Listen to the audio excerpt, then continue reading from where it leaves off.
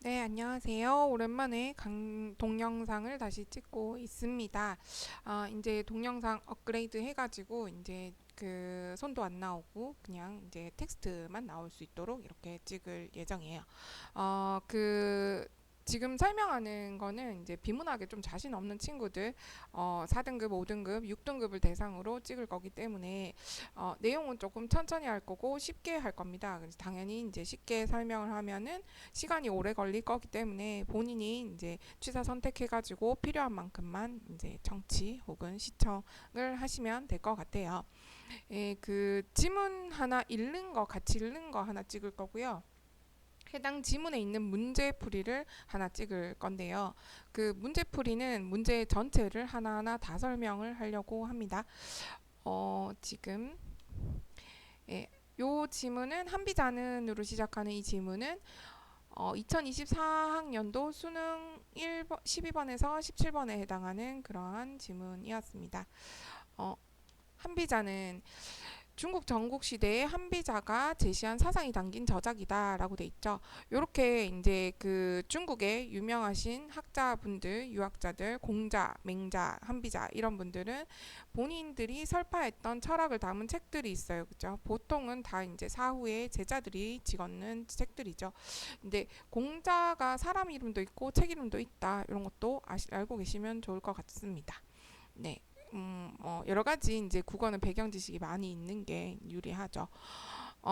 여러 나라가 패권을 다투던 혼란기를 맞아 엄격한 법치를 통해 부국강병을 꾀한 한비자는 도자에 대한 해석을 통해 자신의 법치 사상을 뒷받침하였고라고 하지요. 예, 그러면 한비자는 노자에 대한 해석을 통해 라고 하고 있습니다. 사상을 뒷받침하였고 이러한 면모는 한비자의 해로, 유로 등에서 확인할 수 있다라고 합니다. 여기 이제 보시면 그 한비자라고 적혔을 때 지금 이 화면은 저희가 조금 설명을 하려고 이렇게 해놓은 화면이라 가지고 지금 이제 크게 해가지고 보이시나요? 여기 한비자는 이게 괄로가 좀 크죠? 회로는 작습니다. 그죠? 한비자라고 이렇게 크게 돼 있는 거는 책 이름이고요. 회로라고 해서 이렇게 작게 돼 있는 거는 그 안에 챕터 한 부분 이름입니다. 이런 것도 알고 계시면 좋겠죠.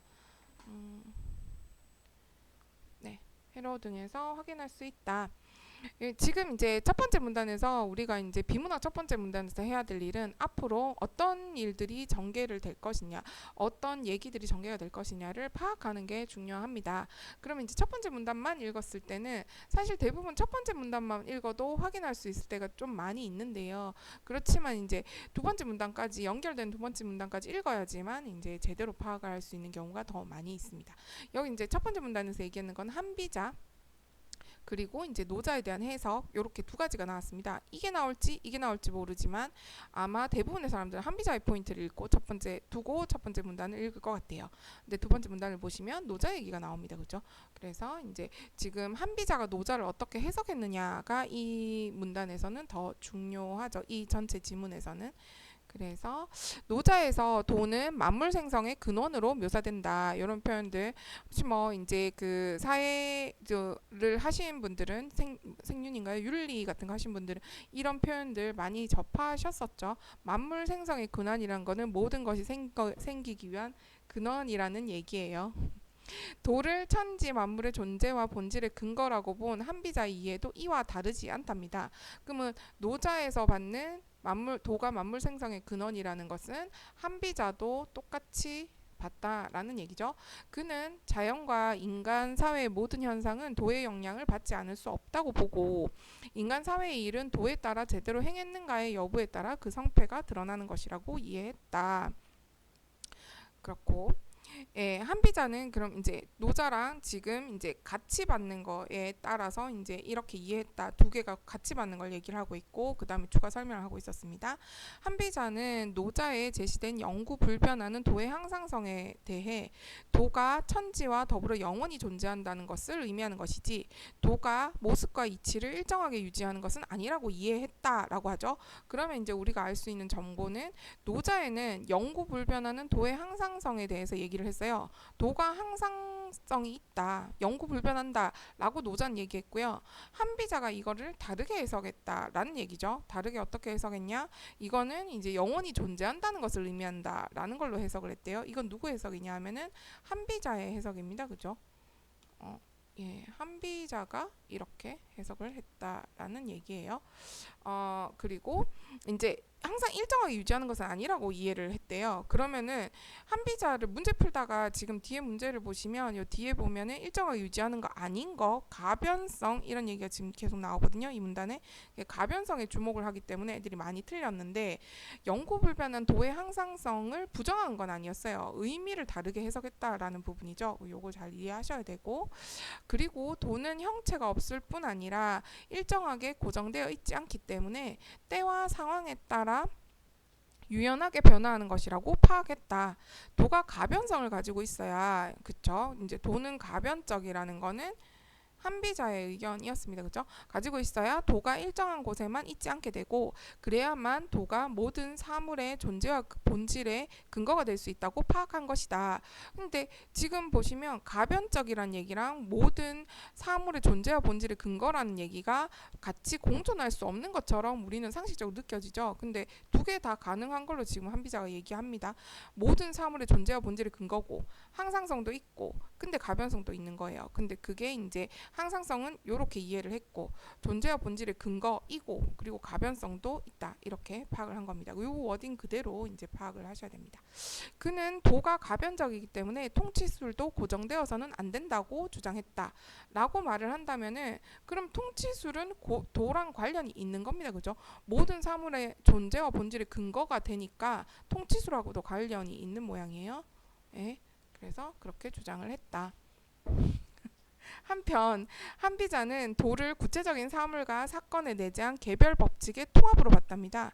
한비자가 받는 도는 구체적인 사물과 사건에 내재한 개별 법칙의 통합로 보고, 노자의 도에 시비 판단의 근거라는 새로운 의미를 부여했대요.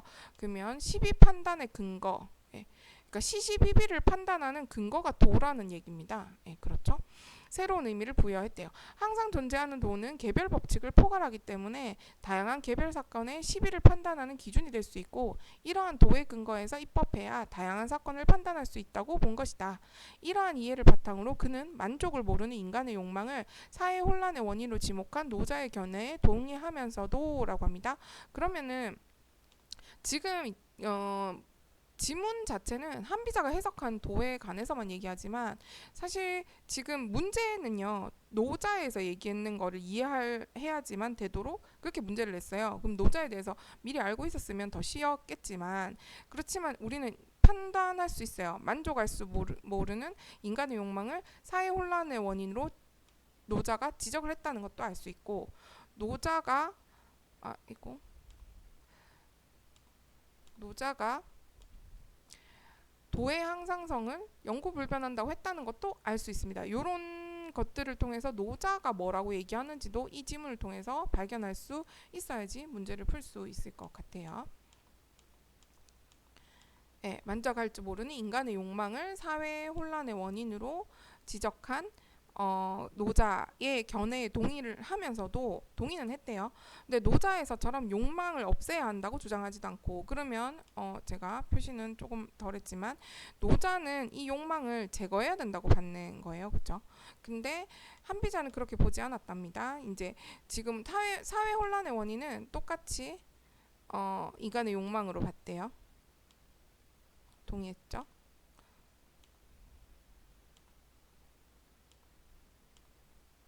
동의하면서도 노자에서처럼 욕망을 없애야 한다고 주장하지는 않았대요. 욕망을 필연적으로 가질 수밖에 없음을 지적하면서 욕망을 제어하기 위해서 뭐가 필요하다고 했다? 그래서 법이 필요하다고 했다. 이런 얘기를 하고 있습니다. 이제 그러니까 우리가 알고 있는 상식은 보통은 한비자가 이제 굉장히 강력하게 사람들을 규제하는 그런 쪽으로 얘기를 했다거나 법을 얘기했다, 이런 것들은 알고 있는 분들도 많이 있지 않겠나 싶어요. 그래서 이런 내용이었어요. 가는 그럼 한비자가 이제 노자를 해석했는 거 위주로 이제 설명을 하고 있습니다. 그러면 나에서는 무슨 얘기를 하고 있냐를 볼까요? 또 키워볼까요? 아이고.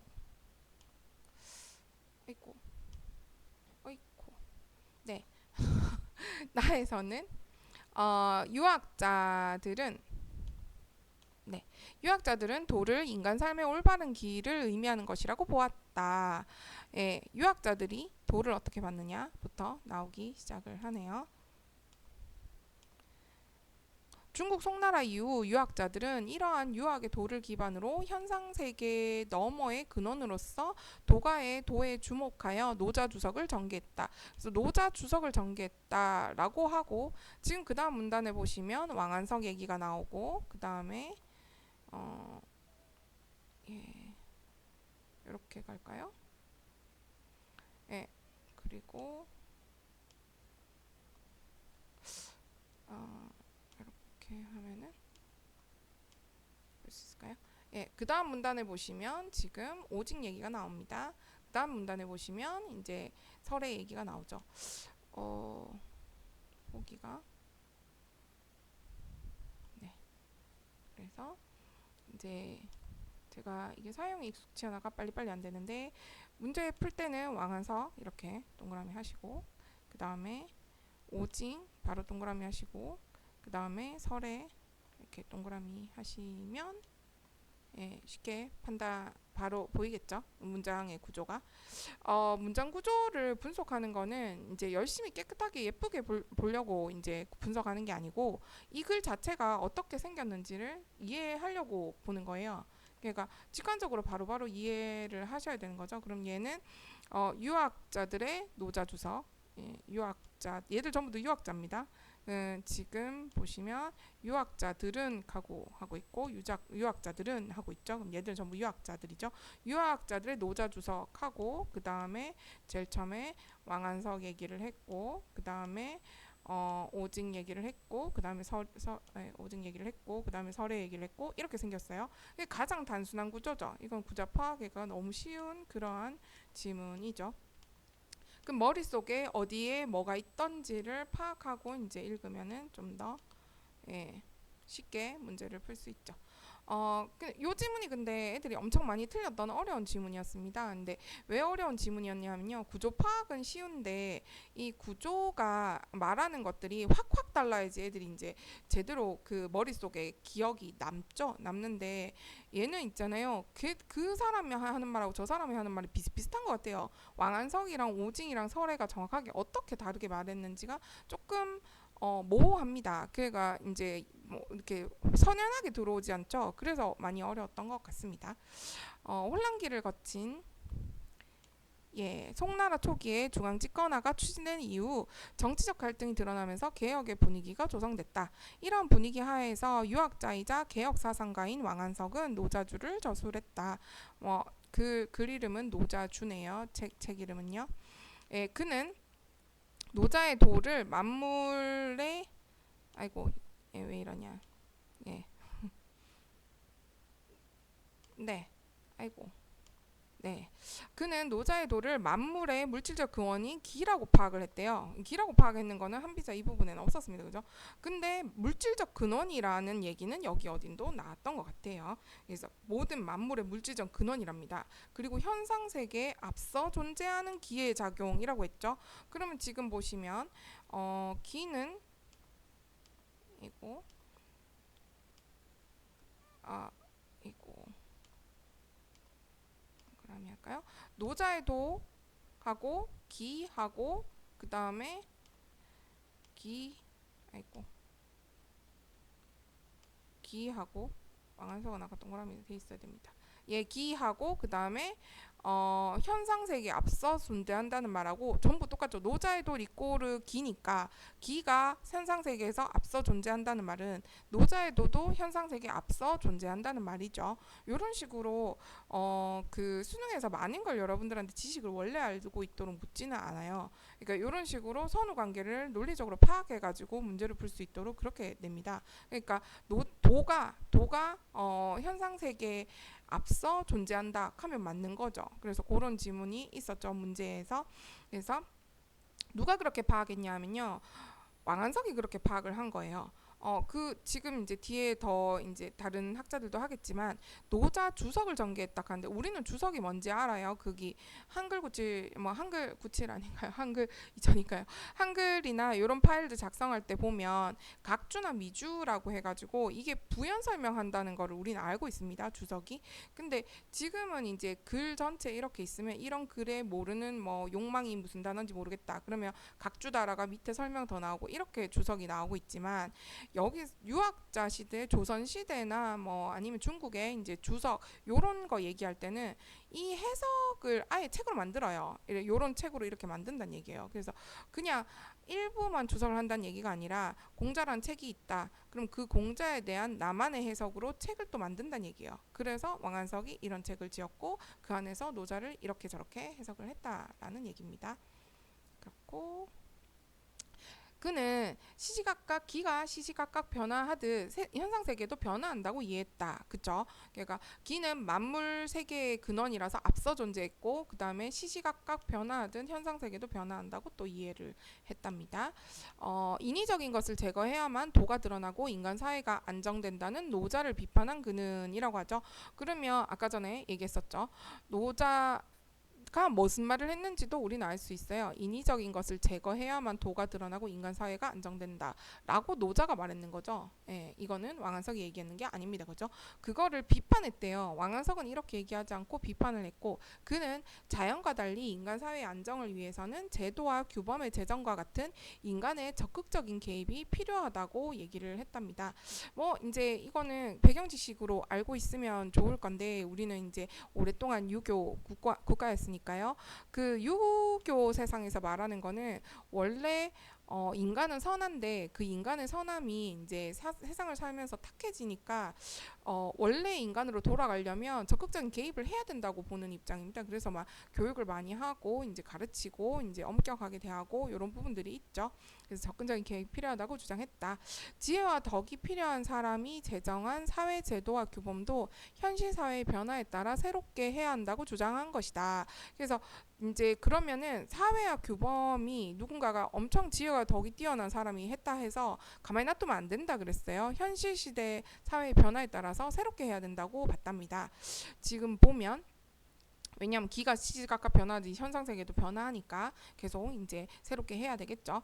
노자의 이상 정치가 실현되려면 유학 이념이 실질적 수단으로 사용되어야 한다고 주장하는 등 그러면 이제 노자의 이상 정치가 실현되려면 유학 이념도 실질적 수단으로 사용되어야 한답니다.